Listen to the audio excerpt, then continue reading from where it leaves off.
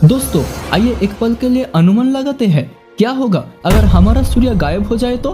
कल्पना कीजिए कि आप सुबह बिस्तर से उठ जाते हैं पर चारों ओर अंधेरा ही अंधेरा है।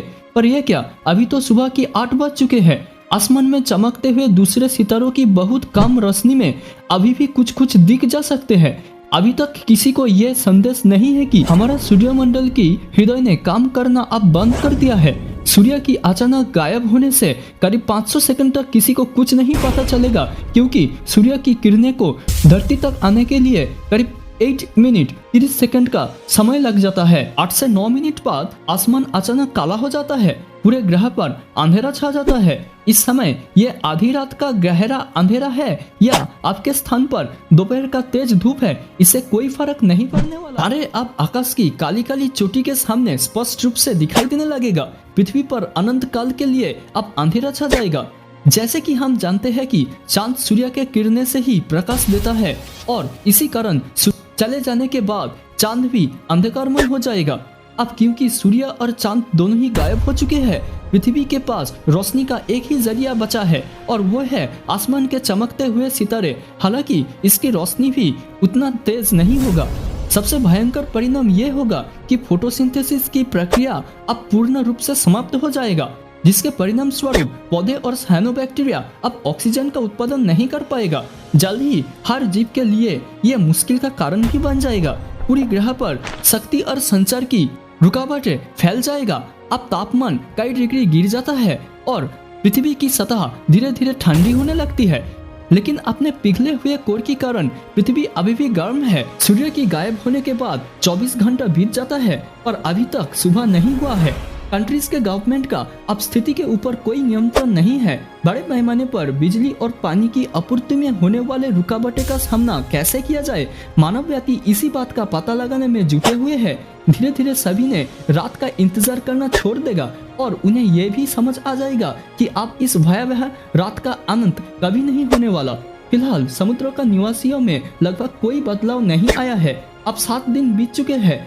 अब चारों तरफ केवल अंधेरा ही अंधेरा है। पृथ्वी का औसत तापमान अब -17 डिग्री सेल्सियस में गिर चुका है। अधिकांश पौधे ठंड या प्रकाश के कमी के कारण पहले ही मर चुके हैं। शाकाहारी और गर्मी में रहने वाले जानवर अब मरने लगता है। अब धीरे धीरे समुद्रों की सतह बर्फ में बदलना शुरू कर देता है।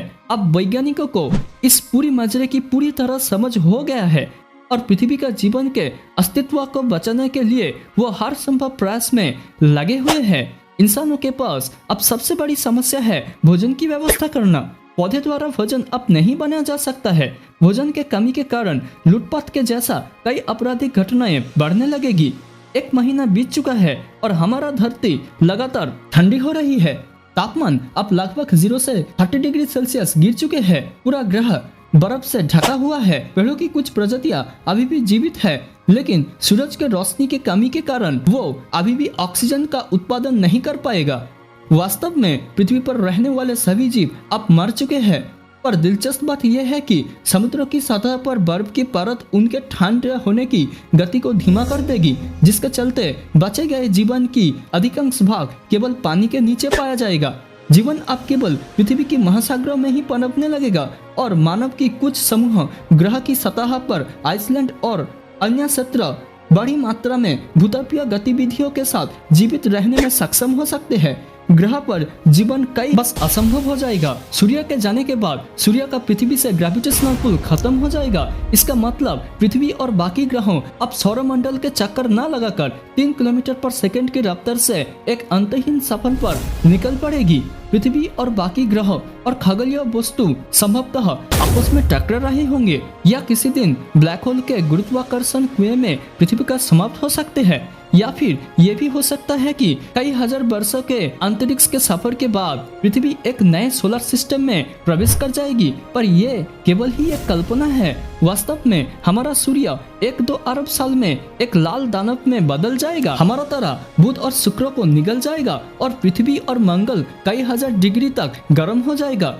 5 अरब वर्ष में हमारा सूर्य का एक्सप्लोड हो जाएगा और एक व्हाइट ड्वार्फ स्टार बन जाएगा, जिसके चारों ओर एक्सप्लोजन के बाद सौरमंडल के बाकी अवशेषों परिक्रमा करेगा।